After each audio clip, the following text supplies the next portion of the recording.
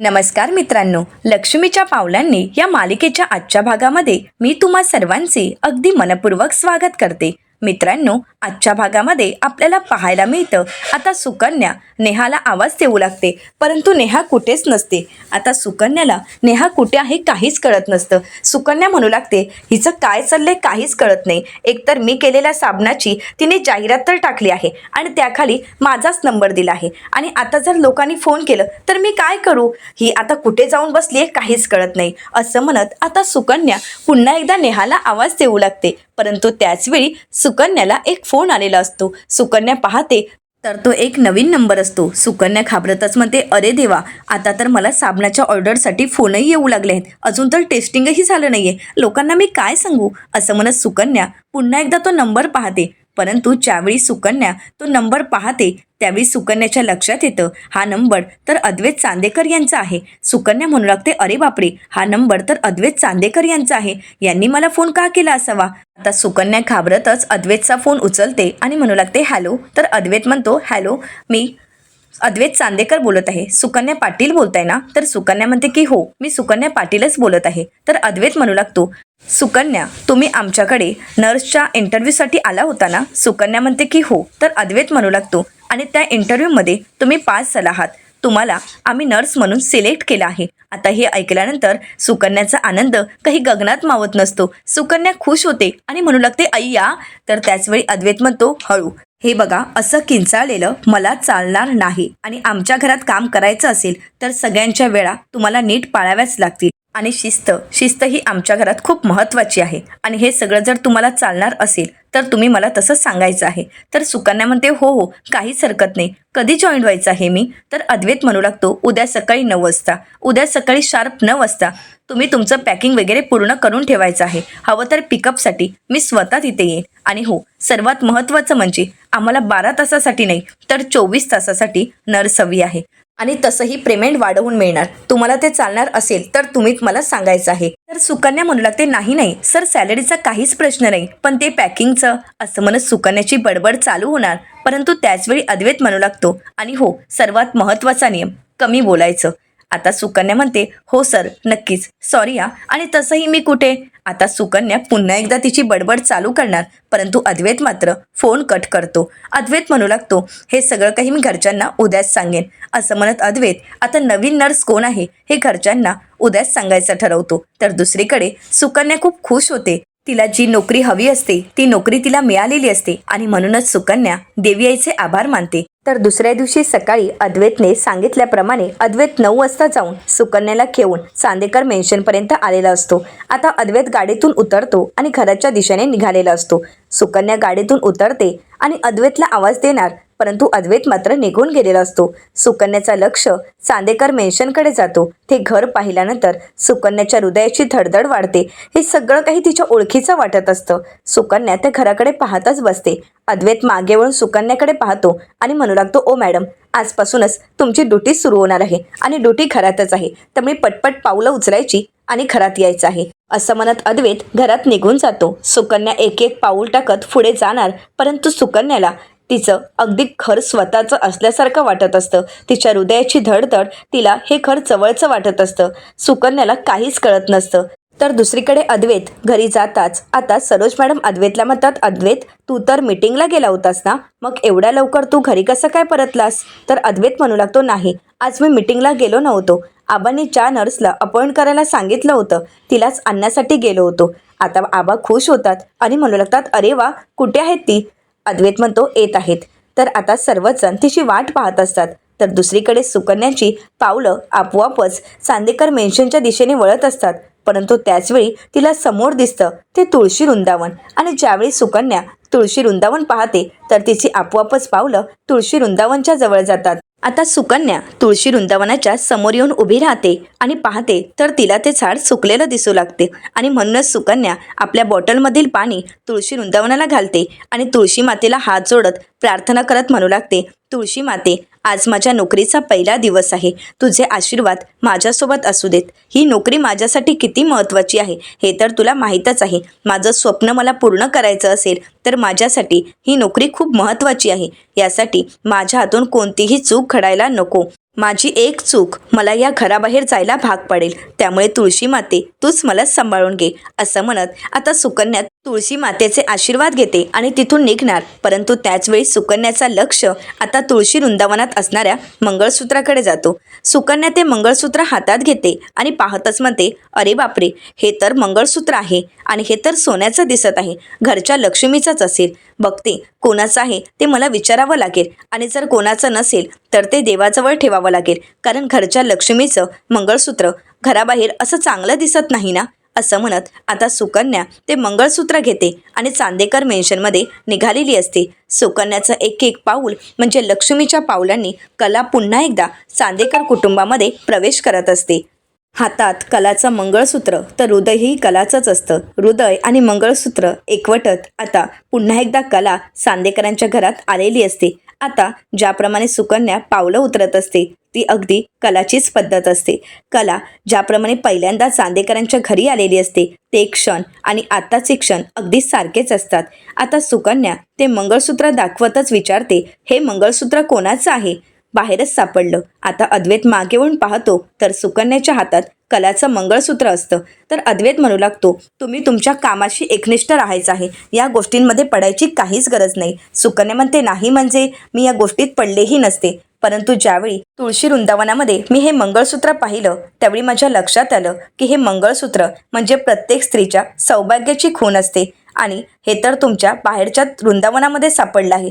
मग म्हटलं हे तुळशी वृंदावनात आहे, याचाच अर्थ या घरच्याच कोणाचं तरी असेल आणि हे मंगळसूत्र घरच्याच लक्ष्मीचं असेल ना, असं म्हणत आता सुकन्या अद्वैतला प्रश्न करते. आता मात्र अद्वैत शांतच होतो. अद्वैत म्हणू लागतो, एक शब्दही बोलायचा नाही, या मंगळसूत्राशी तुमचा काहीच संबंध नाही. सुकन्या म्हणते, अहो सर, माझा काहीच संबंध नाही, मला माहीत आहे, परंतु अहो घरच्या लक्ष्मीचं मंगळसूत्र असं घराबाहेर बरं दिसत नाही ना, म्हणूनच मी घरात घेऊन आले.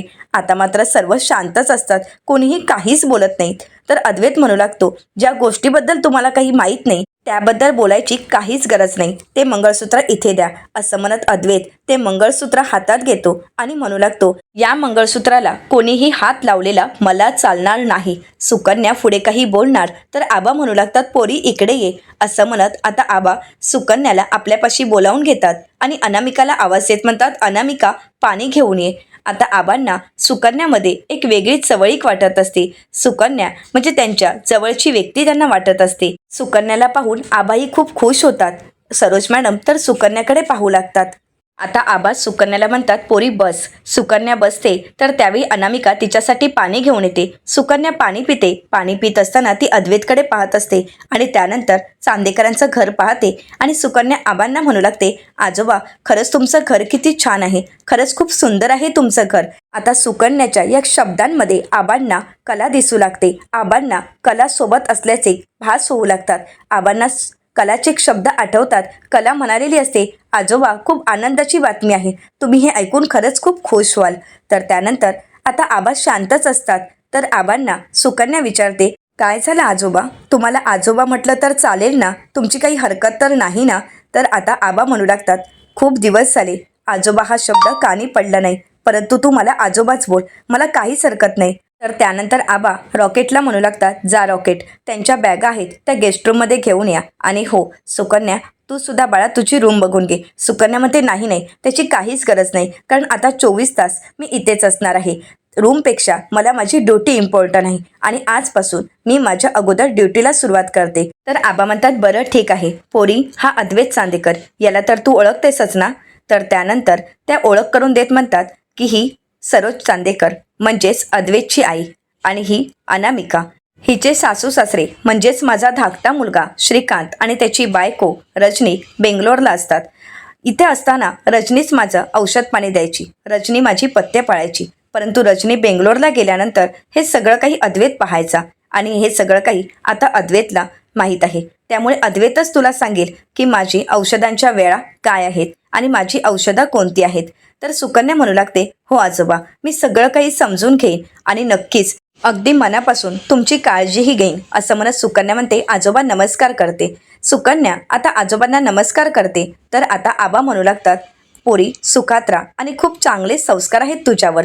तर अद्वैत म्हणू लागतो, इथे संस्कार नाही तर रिझल्ट महत्त्वाचा आहे आणि मला रिझल्ट हवा आहे. माझे आबा मला पूर्वीसारखेच अगदी ठणठणीत हवे आहेत. तर सुकन्या म्हणते, सर अहो काळजी कशाला करताय, आजोबा पहिल्यापेक्षाही जास्त ठणठणीत दिसतील. तुम्हाला पाहायचं आहे का, लवकरच दिसेल. आणि हो आजोबा, तुम्हाला कोणती गाणी आवडतात. तर आजोबा म्हणू लागतात, मला जुनी गाणी आवडतात. सुकन्या म्हणते, झालं तर मग. तर आता अद्वैत सुकन्याला म्हणतो, तू आता काही इथे गाणं गाणार आहेस का. तर सुकन्या म्हणते, हो आज मी आजोबांसाठी गाणं गाणार आहे.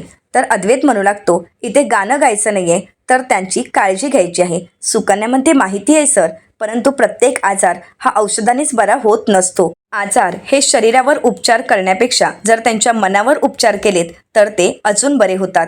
असं म्हणत सुकन्या अद्वैतला समजावून सांगताच अद्वैत मात्र शांतच होतो. तर सुकन्या पुढे म्हणू लागते, एखाद्या व्यक्तीसोबत किंवा एखाद्या आजारी माणसासोबत जर आपण त्याच्या सहवासात राहिलो तर त्या व्यक्तीला खूप बरं वाटतं.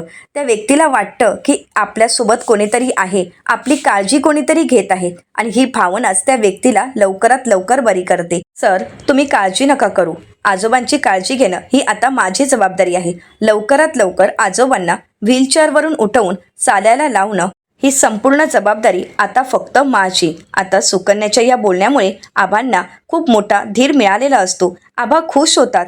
तर आबा म्हणू लागतात, बरं चल आपल्या गाण्याच्या क्लासला उशीर नको व्हायला. सुकन्या म्हणते, नाही, त्या अगोदर मला तुमच्या गोळ्या चेक करायचं आहे, तुमच्या डाएट फॉलो करायचं आहे आणि सगळ्यात महत्त्वाचं म्हणजे रुटीन सेट करायचं आहे. त्यानंतर मज्जाच मज्जा. आबा म्हणतात, हो काहीच हरकत नाही. तर आबा अद्वैतला म्हणू लागतात, अद्वैत. तर अद्वैत म्हणतो, पण आबा. आबा म्हणतात, पण बिन काहीच नाही. अद्वैता तुला आता ऑफिसला जायचं होतं ना, उशीर होतोय ना, मग जा बरं तू ऑफिसला. असं म्हणत आता त्यांनी अद्वैतला अगदी मोकळा श्वास घ्यायला सांगितलेला असतो. तर अद्वैत म्हणू लागतो, नाही आबा, आज मी ऑफिसला नाही जाणार आहे. माझं जे काही काम आहे ते मी घरातूनच करणार आहे. आबा म्हणतात, अरे पण अद्वैत तू ऑफिसला का जात नाही आहेस. तर अद्वैत मनाशीच म्हणतो, ही नर्स आज नवीन आहे आणि मी आबांना असं सहज कोणाच्याही हाती नाही ठेवू शकत. आज मला स्वतः पाहायचं आहे की हे आपलं काम प्रामाणिकपणे करते की नाही. असं म्हणत अद्वैत सुकन्याकडे पाहू लागतो. तर त्याचवेळी रोहिणी आत्या आणि राहुल खरी येतात. आबा म्हणू लागतात, रोहिणी अगं ये. तर आता रोहिणी आत्या येताच आबा म्हणू लागतात, अगं पुढे तर ये.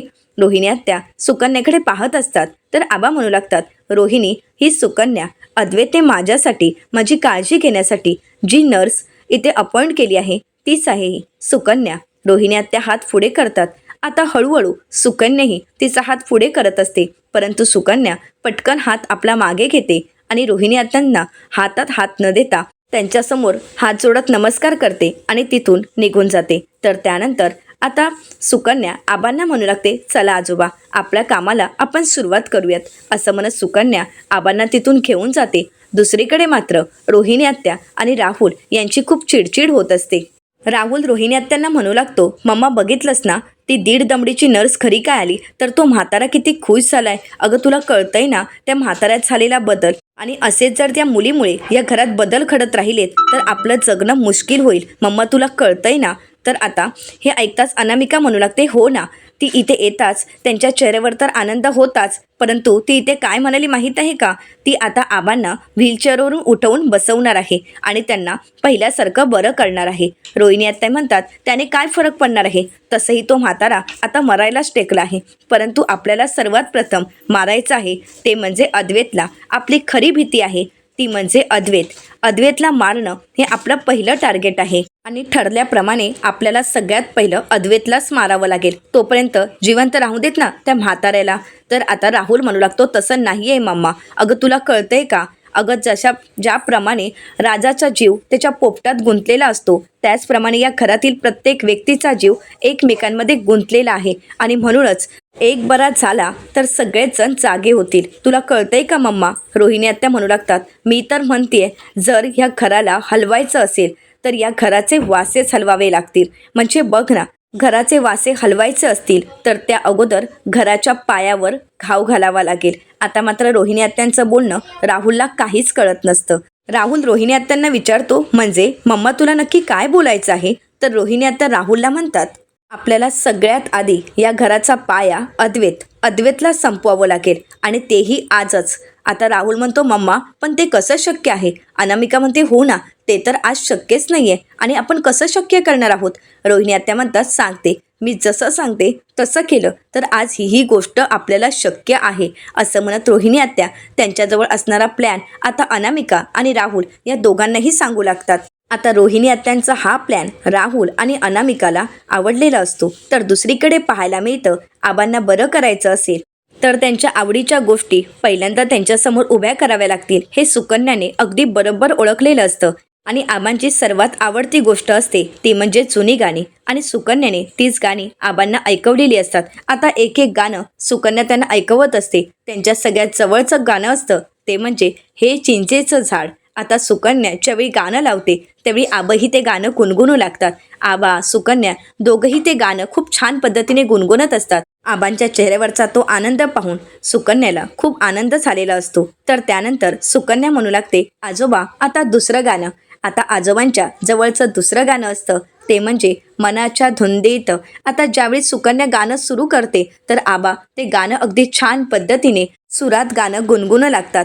आता हे सगळं पाहून सुकन्या त्यांच्याकडे पाहतच राहते. तर आबा सुकन्याला म्हणू लागतात, अगं हे गाणं माझ्या शारदेला लय आवडायचं. तर सुकन्या आता आबांकडे पाहते आणि म्हणू लागते, खरंच. तर सुकन्या म्हणते, आता मी पुढचं गाणं लावते. असं म्हणत सुकन्या पुढचं गाणं लावते. ते गाणं असतं भिजून गेला वारा. आता हे गाणं ऐकताच सुकन्या आबांना म्हणू लागते, आजोबा मी दुसरं गाणं लावते, हे नको. तर आबा सुकन्याला म्हणतात, अगं नको नको, हे तर माझ्या अद्वैतच्या आवडीचं गाणं आहे. आता हे ऐकल्यानंतर सुकन्याला धक्काच बसतो. सुकन्या म्हणते, काय सरांना गाणं आवडतं आणि तेही असं गाणं? नाही नाही, मला तरी वाटत नाहीये, त्यांच्याकडे बघूनही वाटत नाही की ते गाण्यामध्ये आवड निर्माण करणारे रसिक असू शकतात. नाही नाही, ते गाण्याचे रसिक असूच शकत नाही आणि अशा गाण्यांचे तर बिलकुलच नाही. असं म्हणत आता सुकन्या आबांना विचारते, काय व आजोबा तुमचा हा नातू पहिल्यापासून असाच आहे का? म्हणजे बघा ना, कधी नीट बोलतच नाहीत ते. मी काही बोलायला गेली की मला शांतच करतात, काही ऐकूनच घेत नाहीत. तर आबा म्हणू लागतात, नाही आधी तो असा नव्हता. तर सुकन्या आजोबांना विचारते, म्हणजे? तर आता आबा घडलेला सर्व प्रकार सुकन्याला सांगू लागतात. आबा म्हणू लागतात, जेव्हा त्याची बायको गेली तेव्हापासून. सुकन्या म्हणते, काय? सॉरी आजोबा, मला याबद्दल खरंच काही माहीत नव्हतं. पण कशामुळे घडलं हे आणि काय झालं नक्की त्यांचं? तर आबा म्हणू लागतात, लय गुणी पोर होती ती, समद्यांसाठी सगळं काही करायची, कधी स्वतःचा विचार केलाच नाही, फक्त सगळ्यांसाठी दुसऱ्यांसाठी झुरायची, अशी माझी गुणाची पोर होती. सगळ्यांना जीव लावला होता आणि अचानकच निघून गेली. 6 महिन्यांपूर्वी तिचा अपघात झाला. तर सुकन्या विचारते, कोण होत्या त्या? कशा दिसायच्या? तर आबा म्हणू लागतात, दिसायला अगदी सुंदर आणि मनाने साफ. सगळ्यात महत्त्वाचं म्हणजे खोटं. खोटं तर तिला अजिबातच पचायचं नाही. खोटं ती सहनच करू शकत नव्हती. जे काही आहे ते अगदी स्पष्ट बोलायची, पण मनात काहीच ठेवायची नाही. जे काही आहे ते तिचं स्पष्टपणे असायचं. पण सांगतो, या दोघांमध्ये 36चा आकडा होता. तुझं माझं जमेना आणि तुझ्या वाचून करमेना, हे म्हण अगदी त्यांच्यासाठी योग्य होती. दोघंही अगदी तसेच होते. पण माझी पोर निघून गेली आणि हा माझा पोर सुकून गेला, आणि म्हणूनच आजचा जो अद्वैत उभा आहे ना, तो असा आहे. हा बदल फक्त त्या गोष्टीमुळे त्याच्यामध्ये घडला आहे. माझा पोरगा असा नाहीये, त्याच्या पोटात माया आहे. परंतु जे काही घडून गेलंय त्यानंतर पोटातली माया त्याने पोटातच ठेवली आहे, ओठावर दाखवत नाही. आता हे सगळं काही ऐकल्यानंतर सुकन्यालाही खूप वाईट वाटतं. सुकन्या म्हणू लागते, बाप रे, खरंच खूप वाईट घडलं. कोणासोबत असं घडलं तर त्या व्यक्तीला वाईट वाटणारच ना, ती व्यक्ती खचून जाणारच ना. आणि सरांच्या बाबतीतही तसंच घडलंय आणि म्हणूनच सर खचून गेले आहेत. आता आबांनाही खूप वाईट वाटत असतं, त्यांच्याही डोळ्यामध्ये अश्रू असतात. सुकन्या म्हणू लागते, आजोबा आता असं सॅड नाही राहायचं हा, आता तुमच्या चेहऱ्यावर हसू पाहिजे आहे. आजोबा स्माईल. असं म्हणत सुकन्या आजोबांना हसवण्याचा प्रयत्न करते. त्यांच्या चेहऱ्यावरचं गेलेलं हसू ती पुन्हा आणण्याचा प्रयत्न करत असते. तर आता सुकन्या म्हणू लागते, आजोबा आपण एक काम करूयात, सरांना जे गाणं आवडतं तेच ऐकूयात, म्हणजे तुम्हालाही आनंद वाटेल. तर आता आबा म्हणू लागतात, हो मी तर आनंदात आहेच, परंतु माझ्या अद्वैतच्या चेहऱ्यावरही मला असंच आनंद पाहायचा आहे. सुकन्या म्हणते, हो ना, मग त्यासाठी आजोबा तुम्हाला बरं व्हावं लागेल. कारण ज्या दिवशी तुम्ही उठून उभे राहाल आणि तुमच्यातील तो बदल पाहून घरातील सर्वच जण खुश होतील, सगळ्यांनाच आनंद होईल आणि तो क्षण आपण लवकरच अनुभवायचा आहे. आणि आता मी आले आहे ना, बघा कशी जादूची छडी फिरवते ते. असं म्हणत सुकन्या आता घरातील वातावरण बदलायचं ठरवते. तर सुकन्या म्हणते, चला आजोबा, आज तर आपण तुमच्या नातवाच्या आवडतंच गाणं ऐकायचं आहे. असं म्हणत सुकन्या आता अद्वैतच्या आवडीचं गाणं लावते आणि आबा अगदी आनंदानेच ते गाणं गुणगुणू लागतात. तर हे गाणं अद्वैतच्याही कानी पडतं, कारण त्याचवेळी अद्वैत दरवाजाबाहेर उभा असतो. सुकन्या आबांना खूप हसवत असते. त्यांच्या चेहऱ्यावरचं हसू परत आणत असते आणि आबांच्या चेहऱ्यावरचं ते हसणं, त्यांच्या चेहऱ्यावरचा तो आनंद पाहून अद्वैतलाही समाधान वाटत असतं. सुकन्या म्हणते, बरं आजोबा, आता आजच्या दिवसापुरतं बस, कारण आता तुमच्या औषधांची वेळ झाली आहे. आता तुम्हाला औषधं द्यायची आहेत, त्यामुळे आता मी तुमच्यासाठी पाणी घेऊन येते. आता गोळ्या खाऊन झाल्यानंतर आराम करायचा आहे, कारण आज तुम्ही खूप हसला आहात. तर आता आबा म्हणू लागतात, बरं ताई, तुम्ही सांगाल तसं. सुकन्या म्हणते, बरं मी आलेच, असं म्हणत सुकन्या आता पाणी आणण्यासाठी जात असते. दरवाजावर पाहते तर त्या ठिकाणी अद्वैत उभा असतो.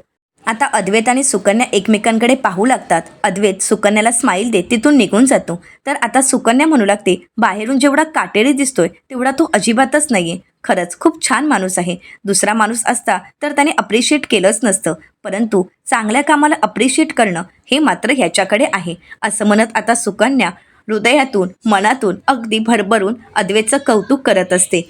तर येणाऱ्या पुढील भागामध्ये आपल्याला पाहायला मिळतं, रोहिणी आत्यांच्या प्लॅनप्रमाणे आता कुठल्या तरी औषधाचा धूर अनामिकाने अद्वैतच्या रूममध्ये सोडलेला असतो आणि त्यानंतर अनामिका बाहेर येते आणि बाहेर येत असताना तिने अद्वैतचा पंपही बाहेर आणलेला असतो.